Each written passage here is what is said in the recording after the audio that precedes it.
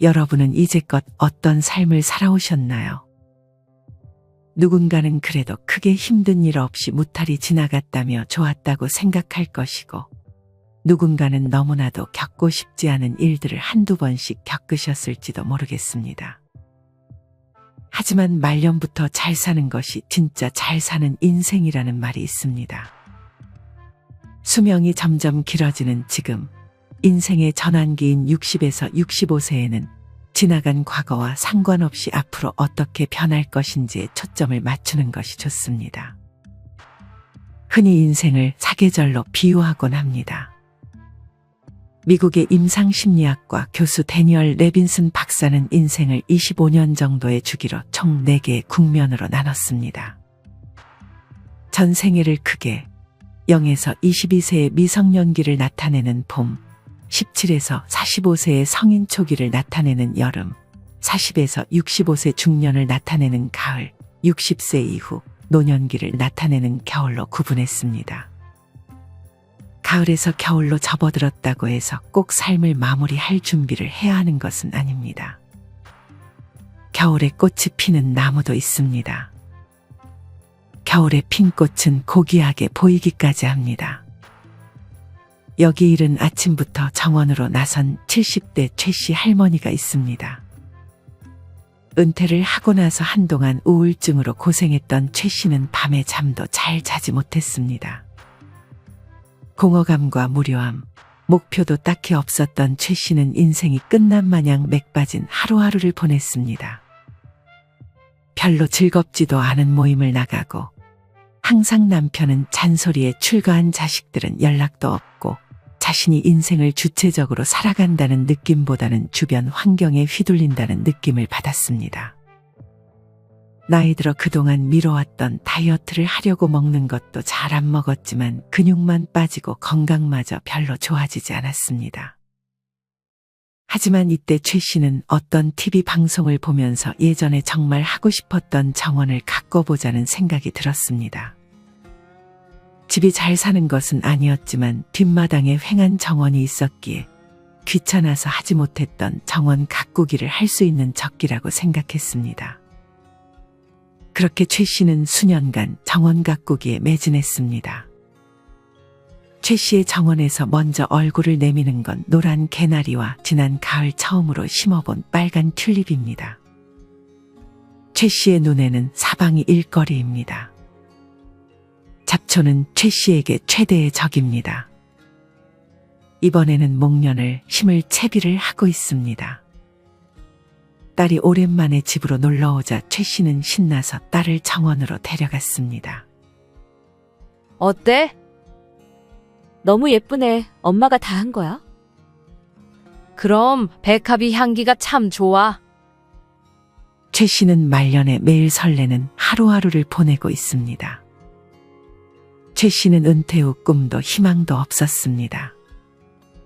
하지만 정원 가꾸기에 몰입하고 나서 인생 살만하구나를 몸으로 느끼고 있습니다. 최 씨는 또 다른 목표를 가지고 글을 배우고 있습니다. 어릴 적 글을 배우지 못한 것이 한이 되어 재작년부터 글을 본격적으로 배우기 시작했는데, 시인이 되고 싶다는 또 다른 꿈을 위해 오늘도 열심히 배우고 있습니다.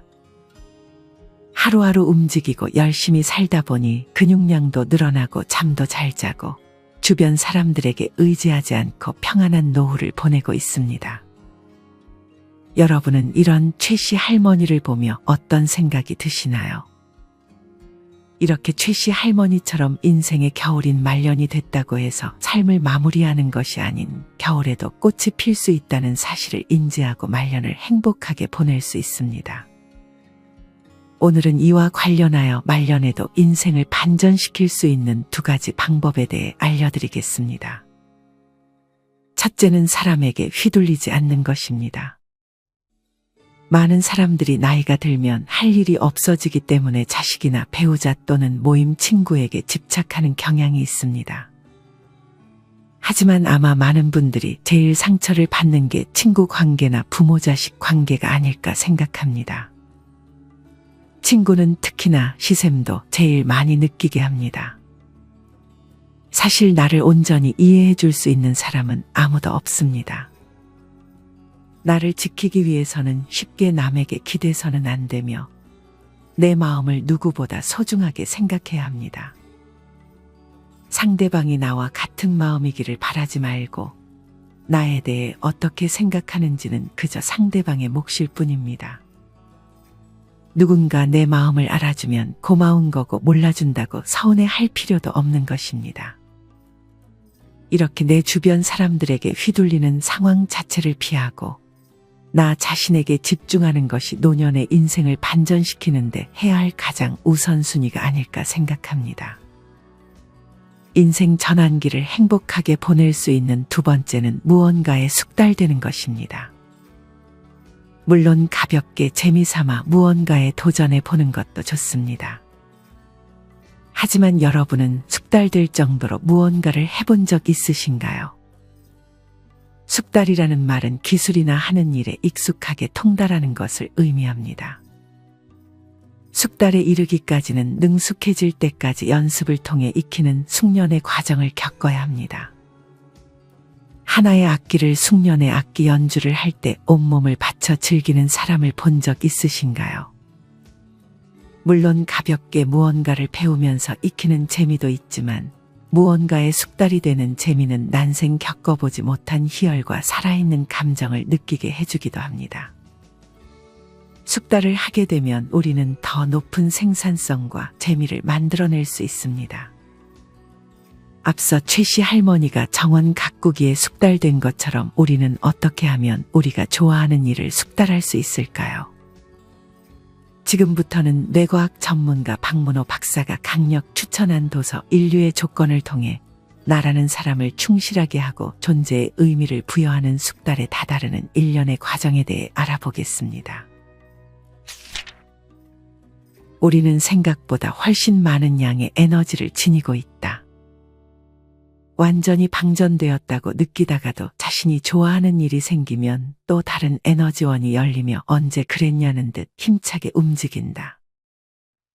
그렇다면 몸과 마음을 균형 있게 사용하는 데 효과적인 방법이 없을까?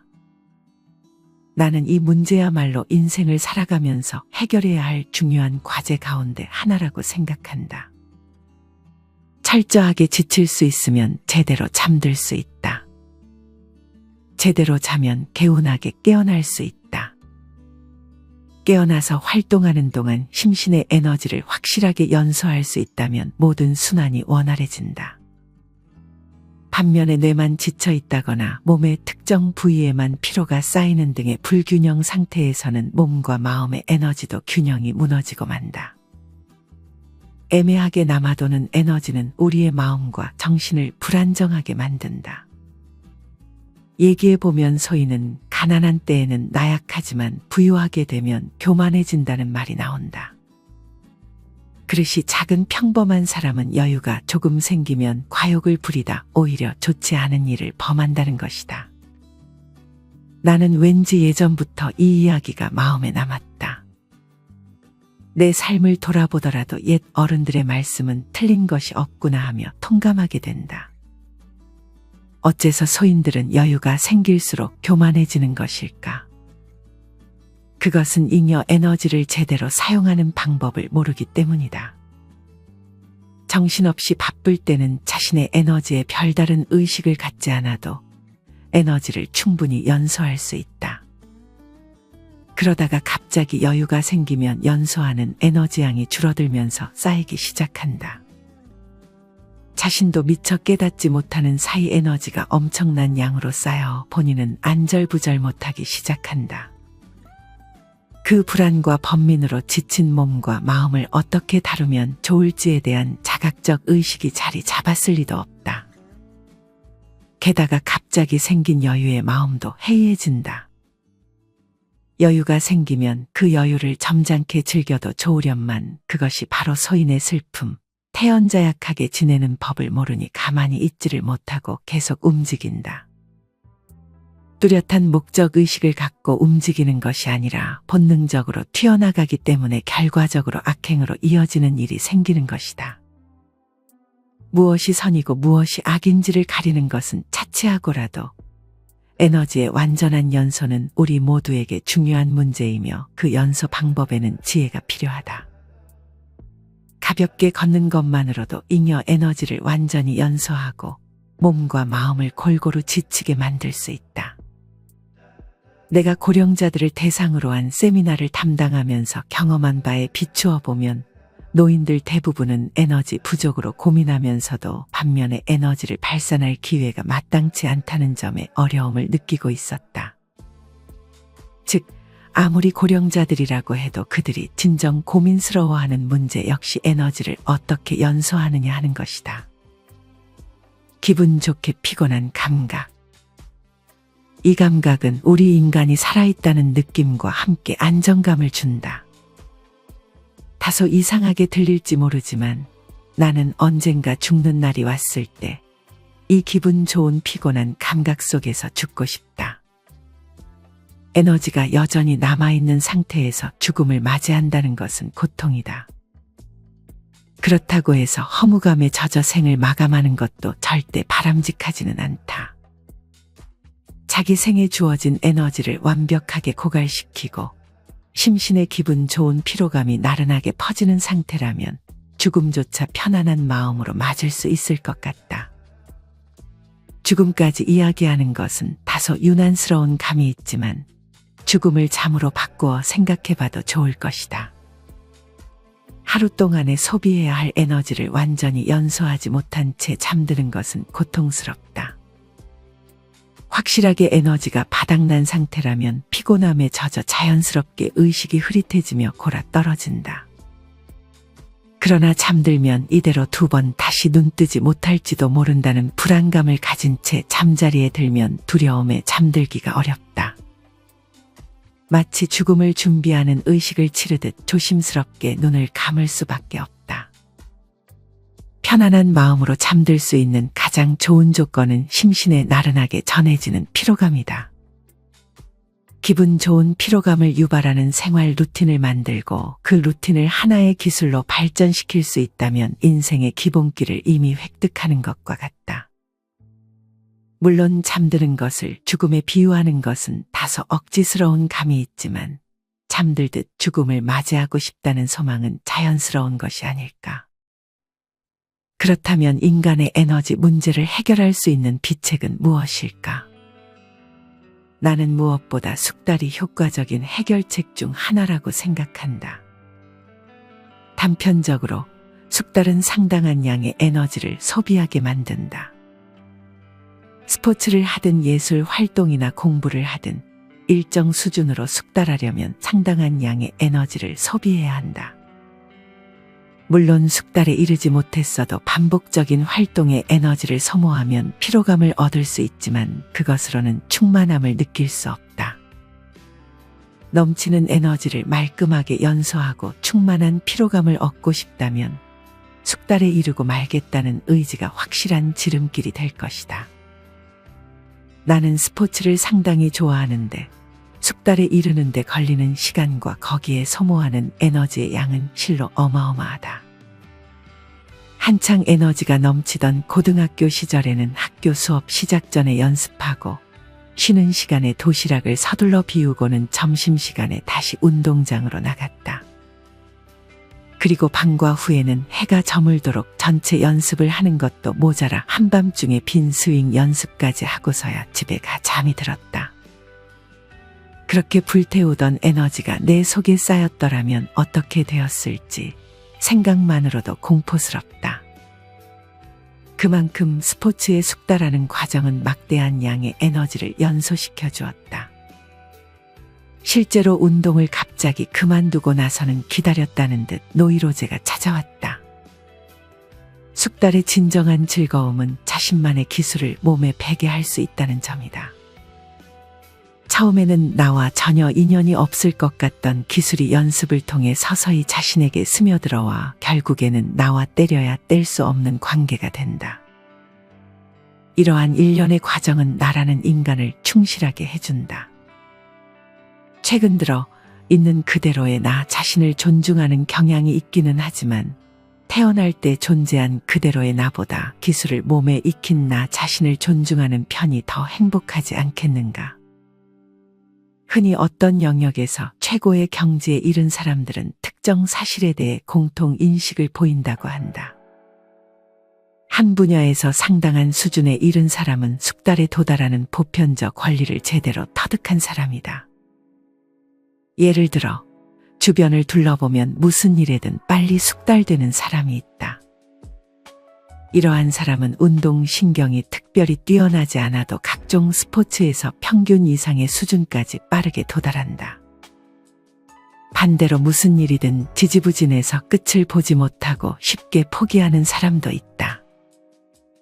각자 타고난 재능이 다르기 때문이라고 말하는 사람도 있겠지만 여기서 주목할 점은 절대적인 재능의 차이가 아니라는 점이다. 타고난 재능의 크기가 저마다 다르다는 사실은 부정할 수 없는 사실이다. 다만 숙달에 이르는 보편적 원리를 깨치지 못해 자신의 역량을 충분히 발휘하지 못하고 주저앉는 사람들이 안타까울 뿐이다. 숙달의 원동력이 되는 것은 바로 동경이다. 동경하는 마음이 없으면 잘하고자 하는 의지가 피어나지 않고 무언가에 능숙해지는 즐거움 자체를 경험할 수 없다. 동경하는 마음이 뿌리를 내리면 숙달의 경지에 이르고자 하는 의욕이 자연스럽게 솟아오른다.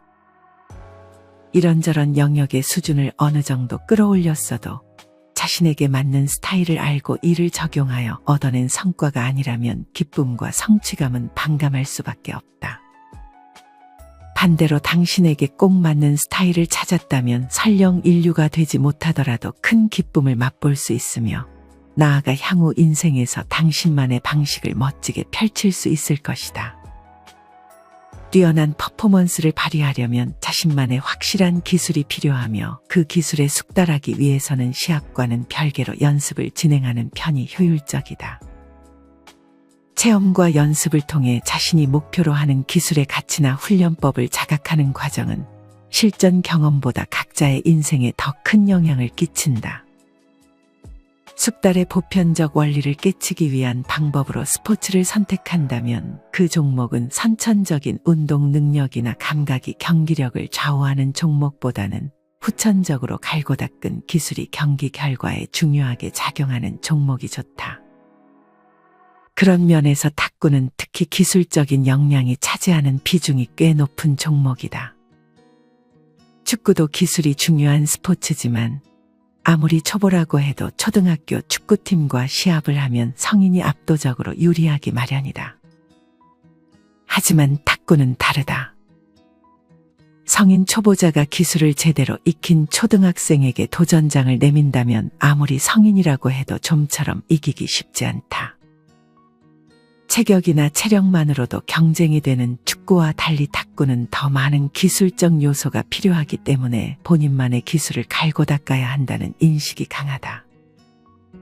탁구 기술은 저마다 특색이 명확하고 그 기술을 익힌 사람과 익히지 않은 사람의 차이가 뚜렷하다. 예를 들어 백핸드 횡회전 서브를 넣을 수 있는지 없는지는 누가 봐도 명확한 사실적인 요소다. 기술 습득에 대한 인식을 공유할 수 있는 환경은 적절한 숙달 모델을 찾기 위한 환경 가운데서도 상당히 수준이 높다. 이와 반대로 수준이 낮은 환경에서는 무엇을 위해 무엇을 해야 하는지에 대한 목적의식을 찾아볼 수 없다. 자신이 익혀야 하는 기술이 무엇이며 그 기술을 터득하기 위해서는 어떤 자세로 연습에 임해야 하는가. 이에 대한 공감대가 형성되지 못한 연습 환경은 의외로 많다. 특히 전문적이고 목적의식이 강한 지도자가 없는 클럽 활동 등에서는 선배들로부터 이어 내려온 체계 없는 방법을 아무런 목적의식이 없는 상태에서 단순 반복하며 형식적인 연습에 그치기 일쑤다. 숙달은 곧 기술의 습득이다. 기술을 습득하기 위해서는 반복해서 연습하고 양적인 축적이 질적인 전환으로 이어지는 그 타이밍을 놓치지 않는 것이 중요하다. 멍하니 기계적으로 반복하는 것만으로는 의미가 없다. 지금 자신이 하는 일을 선명하게 의식하면 숙달에 이르는데 가속도가 붙는다. 어떤 일을 반복하다 보면 그것을 더 효과적으로 하는 요령을 터득하는 순간이 있다. 이런 순간은 일정 수준의 시간을 투입하고 집중력을 유지해야만 찾아온다. 그 세계에 완전히 몰입하여 자신이 하는 일을 선명하게 의식하는 시간이 일정한 수준 이상으로 지속되었을 때 비로소 요령이 손에 잡히는 것이다. 기껏 긴 시간 연습을 했어도 집중력이 동반되지 않으면 요령이 몸에 배는 순간은 찾아오지 않는다. 다시 말해서 숙달의 비결은 집중력의 지속 여부가 관건이다.